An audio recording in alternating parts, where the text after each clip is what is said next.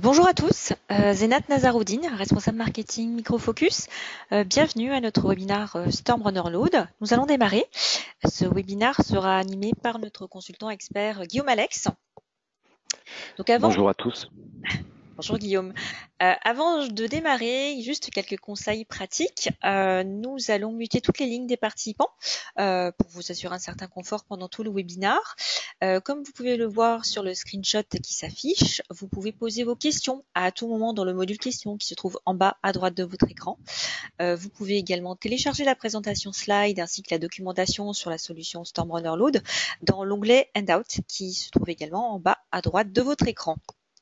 Voilà, donc l'agenda maintenant. Que va-t-on découvrir aujourd'hui? Donc, une introduction sur la solution, suivie d'une présentation et une démonstration de la solution, les points clés à retenir et nous finirons par une session de questions-réponses. Voilà, donc je te passe la main, Guillaume. Merci Zénat, merci à tous les participants qui sont joints à ce webinaire. En introduction, on ne va pas parler de la solution, mais on va plutôt faire quelques constats qui, je pense, pour un certain nombre seront évidents, mais qui méritent d'être rappelés quand on parle d'une solution comme Storm Runner Load qu'on va détailler par la suite. Déjà, la première question, c'est quels sont les enjeux pour les entreprises de la mauvaise qualité des applications? Déjà, l'impact premier, ça va être sur les utilisateurs des applications en question. Qu'on parle d'applications internes, intranet, applications d'entreprise, où on va avoir un impact sur la productivité. On peut parler de qualité au sens large, mais on va se focaliser aujourd'hui sur la problématique de performance, de fiabilité de l'architecture de l'infrastructure qui héberge l'application. C'est d'autant plus vrai quand on parle d'applications à vocation commerciale, où on a des clients. Donc l'impact sur l'expérience client va être extrêmement important également. On va également avoir un axe quant à l'avantage concurrentiel.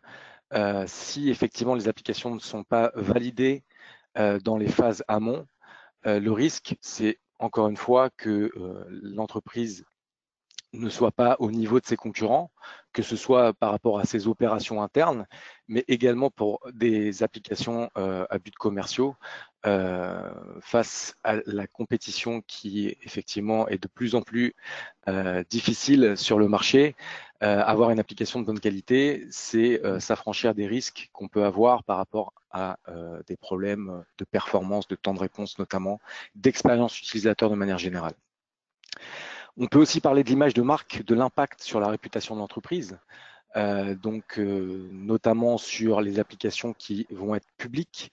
On le voit depuis quelques années maintenant avec l'émergence des applications mobiles, les systèmes de notation dans les magasins d'applications. Curieusement, c'est pas le débat d'aujourd'hui, mais on a l'impression effectivement quand on discute avec les responsables d'applications, avec les équipes qui livrent ces applications mobiles, que la performance n'est pas un critère crucial. Donc, comme on a pu le vivre il y a une quinzaine ou une vingtaine d'années au moment de l'émergence des applications web, de nouveau, la question de la performance des applications n'est pas forcément ce qu'on met en priorité dans les choses importantes à vérifier dans le cycle de vie de l'application. Tout ça, ça nous amène, je dirais, à ce qui va être le plus important pour l'entreprise, qu'on parle encore une fois d'applications internes ou d'applications à but commercial, c'est les aspects financiers, le chiffre d'affaires. Donc, on peut avoir un impact très important en cas de non-qualité sur les finances de l'entreprise.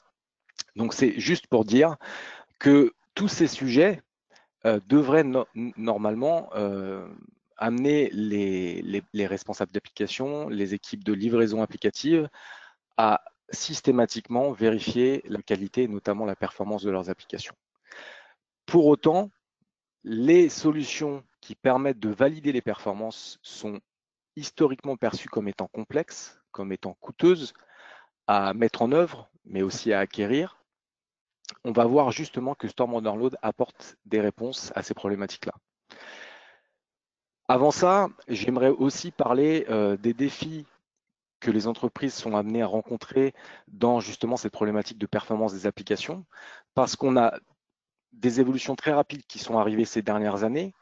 notamment l'émergence des méthodologies agiles, avec la volonté de pouvoir livrer des fonctionnalités qui soient au plus près des besoins des utilisateurs finaux de manière incrémentale, ce qui est effectivement une très bonne chose, mais qui va amener effectivement des releases beaucoup plus fréquentes, qui va amener, et c'est l'objectif, un time to market plus agressif, mais qui va aussi conduire à écarter ou en tout cas à déprioriser la validation de la performance applicative. Ce n'est pas systématique, mais c'est quelque chose qu'on constate assez régulièrement.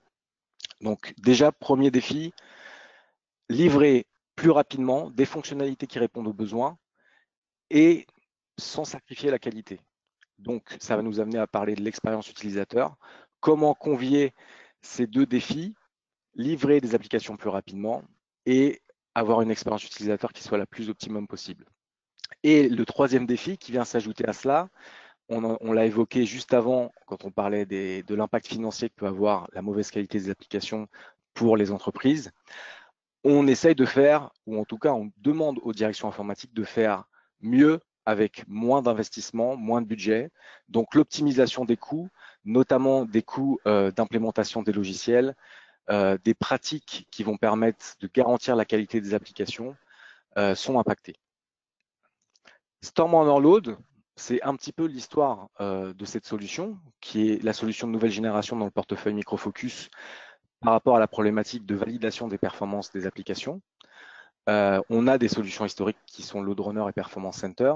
On va voir que Storm Overload a vraiment été conçu comme une solution de dernière génération pour répondre à l'ensemble de ces problématiques, répondre à la problématique de perception du marché quant à la complexité des outils, quant au coût des outils, mais aussi pour profiter, je dirais, des dernières technologies comme le cloud, pour s'intégrer plus facilement dans ces nouvelles méthodologies qui vont aller de simplement des méthodologies de développement agile en allant vers l'intégration continue, le test en continu, voire des approches DevOps au sens plus large. Ça se mesure aussi à l'évolution de la pratique, puisqu'on le constate, même si ce n'est pas un message nouveau pour nous, puisque ça fait des années depuis qu'on travaille sur ce marché, qu'on pousse nos utilisateurs, nos clients à valider la performance applicative au plus tôt dans le cycle de vie. Malgré tout, on était historiquement plutôt sur une approche de test de performance avant la mise en production, donc vraiment passer donc l'application au crible avant qu'elle soit en production, mettre un tampon, c'est bon ou c'est pas bon. C'était plutôt une pratique qui était effectivement sous la responsabilité des équipes d'assurance qualité. Et on parlait de tests de charge. Toutes les nouvelles tendances dont on vient de parler, enrichies d'autres, font qu'on va de plus en plus, et aujourd'hui c'est plus un concept, hein, c'est une réalité, on voit de plus en plus de clients qui vont vers l'infusion de la validation de la performance applicative au plus tôt dans le cycle de vie, avec de l'automatisation, avec de l'orchestration pour notamment avoir du test de performance dans les approches de continuous integration ou DevOps. Donc on passe à de l'ingénierie de la performance, puisqu'on va commencer à travailler très tôt, dès les phases de développement.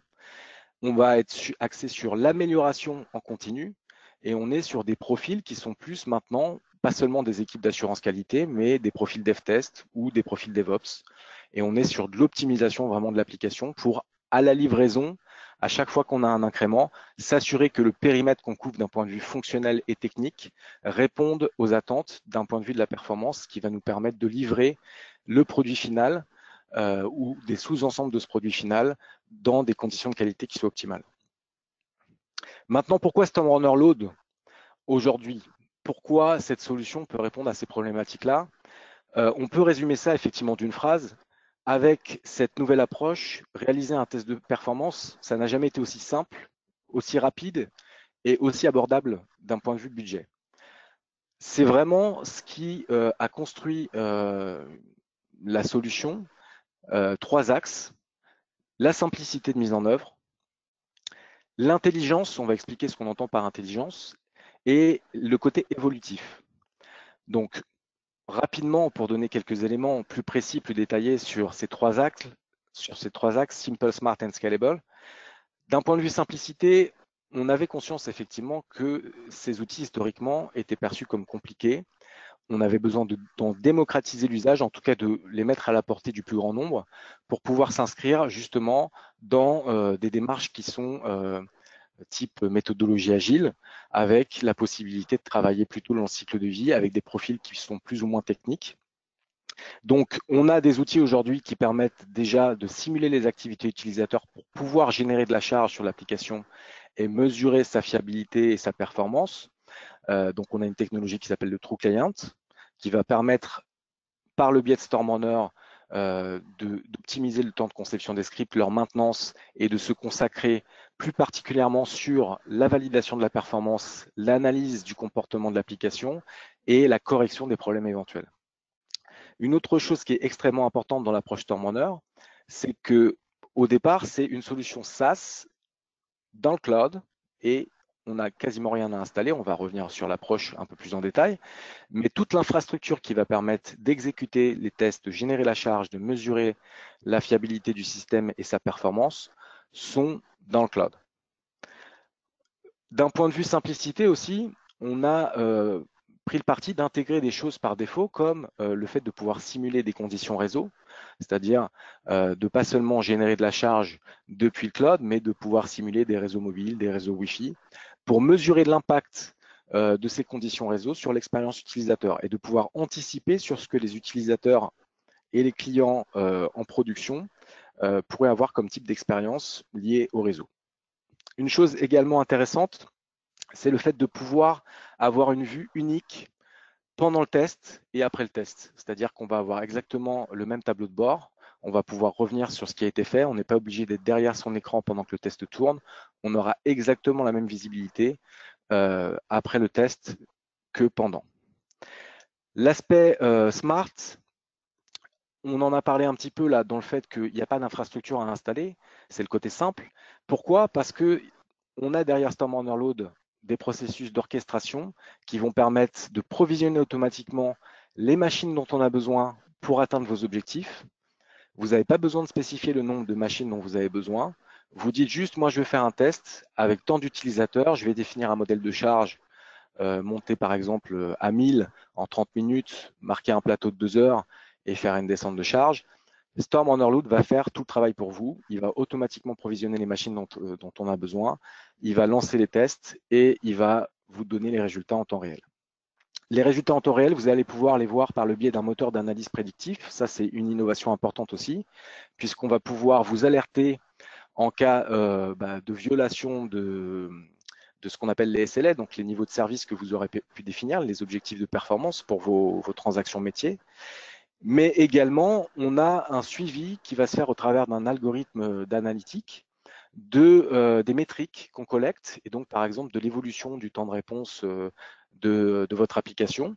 Et quand on va sortir de ce qu'on estime comme étant le comportement nominal, on va détecter ce qu'on appelle une anomalie et vous alerter. On peut également comparer en fait les résultats d'un test avec une référence. Donc vous avez un test qui a été fait, c'est un test que vous décrétez comme étant votre référence, et vous pourrez en temps réel, pendant le nouveau test que vous réalisez, ce que vous aviez obtenu lors du test précédent ou lors d'un test que vous estimez comme étant la baseline. Au travers de la simulation réseau, quand je dis simulation réseau, ça sous-entend qu'on va effectivement dégrader le réseau et donner des conditions qui sont défavorables pour voir l'impact, encore une fois, sur l'utilisateur final. Mais pas seulement, ça veut dire qu'on va être capable aussi d'analyser le comportement de l'application sur le réseau et de proposer des recommandations d'optimisation pour simplement, au travers de règles qui peuvent être perçues comme basiques, mais qui sont très faciles à implémenter et qui vont permettre tout de suite d'avoir de la valeur ajoutée, donner des indications aux équipes de développement, aux équipes d'architecture pour optimiser le comportement de l'application dans ces échanges entre le client et le serveur. Sur la partie évolutivité, une chose déjà très significative, très symbolique, c'est que Storm Runner Load, c'est une solution qui est évolutive dans le sens où on peut l'utiliser pour faire des tests à faible charge, des tests de performance, pas seulement des tests de charge, mais on peut aussi l'utiliser pour faire des tests à forte charge, par exemple pour reproduire des problèmes de phénomènes de saisonnalité. Alors c'est vrai que c'est peut-être plus courant sur des applications commerciales d'e-commerce, mais ça peut aussi être le cas sur des clôtures comptables, sur certaines typologies d'applications internes, dans une moindre mesure en termes de volumétrie utilisateur. Mais ces phénomènes de saisonnalité, on va pouvoir effectivement les simuler facilement avec StormRunner, puisqu'on a une scalabilité qui est importante au travers de l'infrastructure qu'on va orchestrer et automatiser pour vous. C'est aussi une solution qui est évolutive parce qu'elle va, je le disais, elle va répondre aux nouvelles méthodologies de développement. Pour autant, elle peut très bien être utilisée pour les méthodologies de développement et de livraison traditionnelles. Donc, elle est aussi bien adaptée au cycle de développement avec la possibilité d'utiliser différents outils pour faire vos scripts, donc pour simuler l'activité utilisateur, donc des outils qui sont plutôt au départ estampillés tests fonctionnels, mais qui vont pouvoir du coup nous permettre d'aller plus vite parce que les scripts sont déjà disponibles, les tests fonctionnels étant généralement faits avant les tests de performance. Donc on va pouvoir exécuter du Selenium, on va pouvoir exécuter la technologie Microfocus UFT Pro sur l'automatisation des tests fonctionnels au niveau IHM ou au niveau interface API. On peut aussi utiliser des scripts JMeter, des scripts Gatling, qui sont des solutions assez prisées par les équipes de développement. Mais on peut également utiliser nos solutions historiques, c'est-à-dire le Virtual User Generator et j'en parlais tout à l'heure, le TrueClient qui est une solution un peu plus récente. Important aussi, c'est la possibilité de manière évolutive de générer de la charge depuis différentes zones géographiques pour représenter vos populations utilisateurs, que vous ayez une application localisée ou internationale, vous allez pouvoir simuler des utilisateurs qui se trouvent partout dans le monde. Une dernière chose importante que j'aimerais souligner sur StormRunner Load pour bien appuyer en fait ce qu'est StormRunner Load, c'est son modèle de licence, puisque c'est une solution qui est disponible en SaaS uniquement, donc c'est une souscription, mais surtout ce qui est très important, c'est que c'est un modèle d'utilisation d'utilisateur virtuel à l'heure, ce qui est en rupture complète avec les modèles historiques, c'est-à-dire qu'on va vous proposer de consommer vraiment par rapport à la durée des tests que vous allez exécuter. Donc c'est ce qu'on appelle des VUH, des V-User Heures. Et cette consommation à la demande va permettre effectivement d'optimiser les coûts, de s'adapter vraiment aux besoins. Et c'est évolutif parce que après, ces licences sont cumulables, elles peuvent être étendues en fonction de l'évolutivité également des besoins des différentes équipes. Comment ça fonctionne? Comment ça fonctionne au travers de deux slides? On va prendre le cas déjà où on utilise le mode par défaut de StormRunner Load, c'est-à-dire des load generators, des machines qui vont générer l'activité, générer la charge depuis le cloud. Vous avez besoin, donc vous, utilisateurs, vous êtes sur votre poste de travail. Les conditions pour fonctionner avec StormRunner Load sont assez simples. Vous avez un poste de travail qui est connecté à Internet pour accéder à votre instance StormRunner Load, ce qu'on appelle un tenant. Et vous avez également accès à l'application que vous devez tester. Parce que sur ce poste de travail, vous allez avoir un navigateur web qui vous permet d'accéder à l'instance StormRunner Load et vous allez avoir votre outil de scripting, quel qu'il soit. Donc, on l'a vu, Virtual User Generator, TrueClient, JMeter, Gatling, autres, qui vont vous permettre de concevoir vos scripts. Une fois que ces scripts sont conçus, validés, vous allez pouvoir les mettre dans le référentiel StormRunner et définir votre test de charge. C'est l'étape 2. L'étape 3, ça sera de lancer ce test et on va avoir le déclenchement de l'orchestrateur qui va provisionner automatiquement les load générateurs pour vous dans les data centers de nos partenaires que sont aujourd'hui Amazon et Azure, depuis différentes zones géographiques. Ces machines vont générer de la charge sur votre application. Donc, dans cette configuration, ça sous-entend évidemment que votre application peut être accédée depuis Internet. Donc, ça peut être soit une application qui elle-même est hébergée dans le cloud, donc un environnement de test qui est hébergé dans le cloud. Ça se voit de plus en plus souvent hein, maintenant, même si c'est un cloud privé chez Amazon, chez Azure, ou alors qu'on puisse ouvrir effectivement les équipements de sécurité pour rentrer sur le réseau d'entreprise si ça a un sens de procéder comme ça. C'est la première possibilité. Par défaut, on utilise des machines qui sont automatiquement provisionnées pour vous.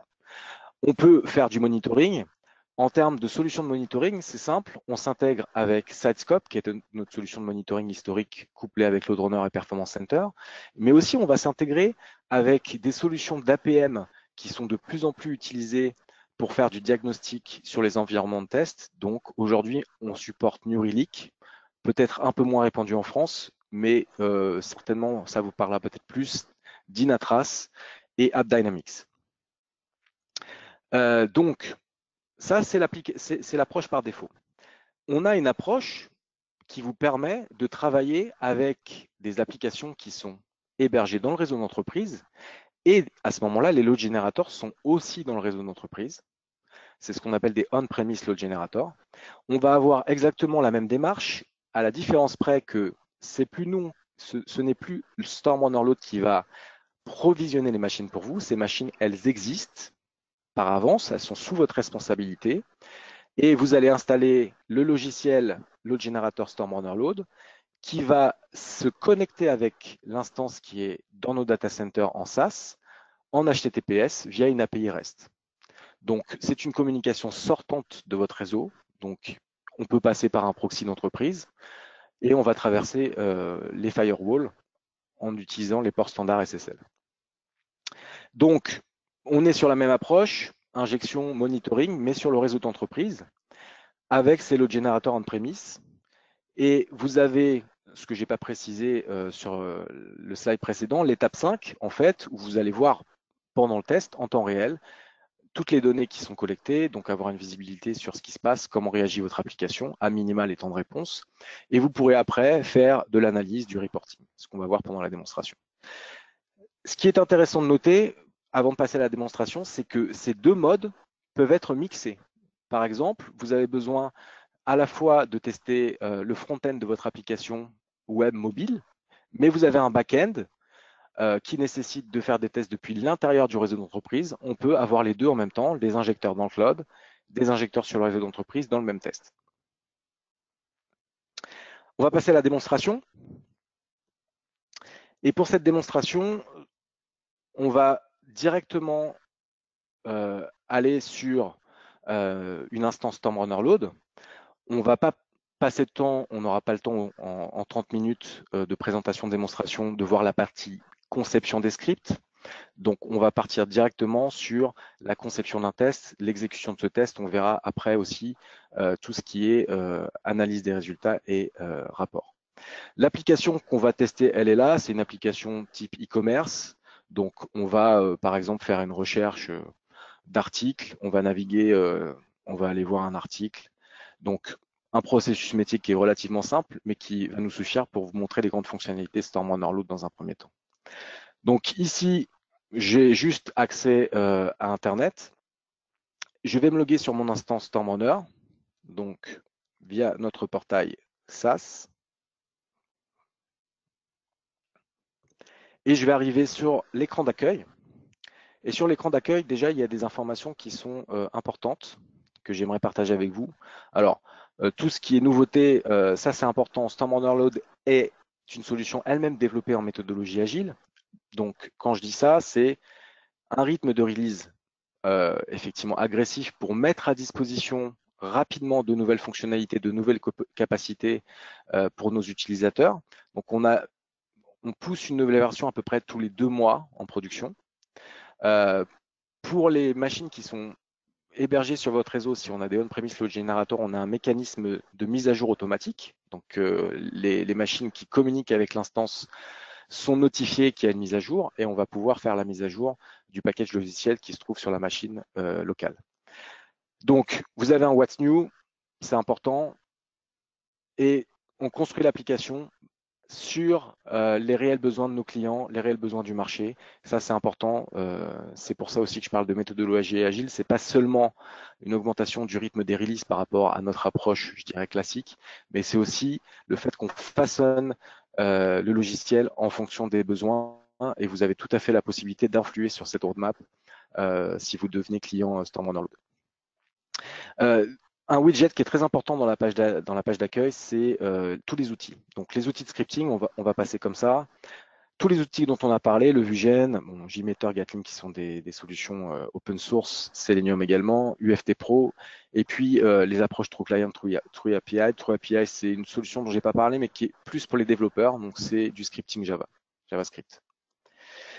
Intégration aussi avec les outils de CI/CD, Continuous Integration, Continuous Delivery, donc Jenkins, Bamboo.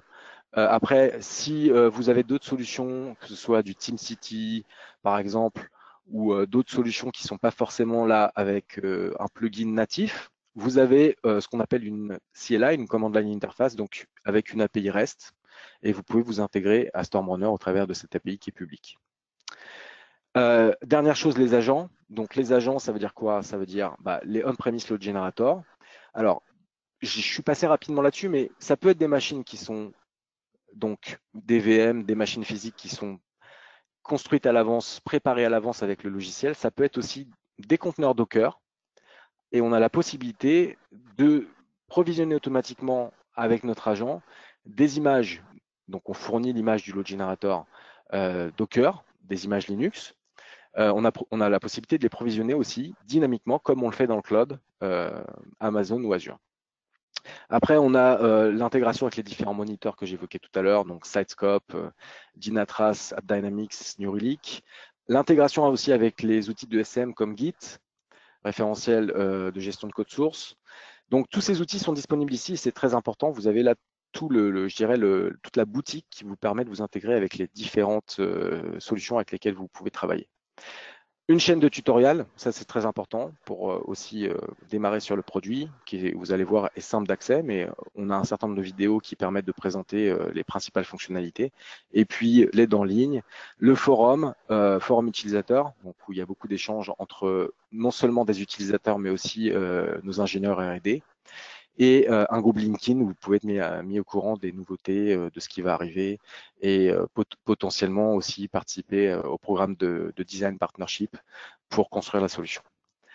Donc voilà pour les éléments importants de la page d'accueil. Je vais aller tout de suite dans la partie load test et on va très rapidement créer un load test. Donc je vais avoir là tous les tests qui existent, mes scénarios de charge, et je vais en créer un nouveau. Je vais l'appeler load test webinar StormRunner Load. Donc, je passe sur tous les détails qui sont au niveau général. Je vais aller tout de suite dans le menu script à gauche et je vais aller chercher un script qui est dans mon référentiel. Alors, moi, peux faire le tri sur mes scripts avec des tags en fait, et je vais choisir un script ici qui va aller naviguer sur mon application Advantage Shopping. Pardon. Donc, je vais prendre ce script, je vais définir combien d'utilisateurs je veux lancer, ma durée de montée en charge, la durée de mon plateau, la durée de descente de charge. Donc ça, c'est un modèle simple. On peut aussi faire des modèles avancés. Le modèle avancé va permettre de, par exemple, de représenter une journée de travail avec un pic, par exemple, entre 10h et midi, l'heure du déjeuner, et puis après, de nouveau un pic de 14 à 17h, par exemple. Donc, on peut faire des choses évoluer aussi en termes de modélisation. Ici, je vais pouvoir, après, une fois que j'ai défini mes différents scripts, mes différents modèles de charge, définir mes moniteurs. On ne va pas le faire dans cet exemple, mais on pourrait rajouter, par exemple, du monitoring Dynatrace. Et puis, on va choisir la distribution. Donc, en fait, par défaut, on m'a mis 100% de mes utilisateurs sur le data center d'Amazon en Virginie. Moi, mon application, elle est en Europe, donc je vais plutôt choisir 2 points d'injection qui sont en Allemagne et en Irlande, par exemple. Je vais retirer la Virginie qui est ici et je vais répartir, par exemple, je vais mettre 60% en Allemagne, 40% en Irlande. Ici, au passage, on ne le verra pas non plus pour une question de temps dans cette démonstration, mais on peut définir là les conditions réseau, qui sont soit des conditions prédéfinies, soit des conditions qu'on va pouvoir définir comme on le souhaite. Et on va retrouver ici la partie injecteur on-premise et private cloud, donc c'est les injecteurs au format Docker. Les objectifs de performance, il va me détecter automatiquement mes transactions qui sont dans mon script. Je vais lui dire OK, 3 secondes pour 90% de mes mesures, donc le percentile 90. J'active automatiquement ces contrats de service et je vais pouvoir là maintenant démarrer mon test. Donc, ce qu'il faut voir, c'est que derrière, en coulisses, on va provisionner automatiquement des machines dans 2 data centers d'Amazon. Encore une fois, je n'ai pas eu besoin de dire combien de machines j'avais besoin, ça va être fait automatiquement. Donc ça va prendre quelques minutes. En attendant, je vous propose d'aller voir les résultats d'un test similaire qu'on a fait tourner au préalable pour vous montrer un peu la partie analyse. Donc ici, par exemple, on a un test qui a tourné avec le même scénario. Voilà. Et donc, on va aller voir, on a fait ici différentes exécutions de ce test. On a défini aussi ici ce qu'on appelle le benchmark, la baseline. Et je vais pouvoir aller voir ici mon tableau de bord qui correspond exactement à ce que j'avais pendant le test, où je vais avoir des widgets en fait que je peux réorganiser comme je le souhaite. C'est-à-dire que par exemple là par défaut j'ai affiché les utilisateurs en cours d'exécution, les temps de réponse avec en parallèle la charge utilisateur, mais je vais pouvoir ajouter si je le souhaite les erreurs par exemple. Je vais pouvoir ajouter le percentile à 90 pour toutes mes transactions, mes moniteurs si j'ai configuré des moniteurs. Et tous ces widgets, en fait, sont modulables. Vous pouvez effectivement organiser la vue comme vous le souhaitez. Donc, ce qui permet, et ça c'est conservé en mémoire, c'est-à-dire que la prochaine fois que vous relancez un test, vous avez votre organisation qui est déjà en place. Donc après, vous allez pouvoir merger effectivement les différents graphes, comme on l'a fait ici pour les temps de réponse en bas. Moi, je vais merger par exemple les running vUser et le nombre de requêtes HTTP par seconde. Donc, je vais pouvoir comparer comme ça de manière dynamique les différentes métriques. Je vais pouvoir filtrer également, par exemple, sur mes différentes localisations.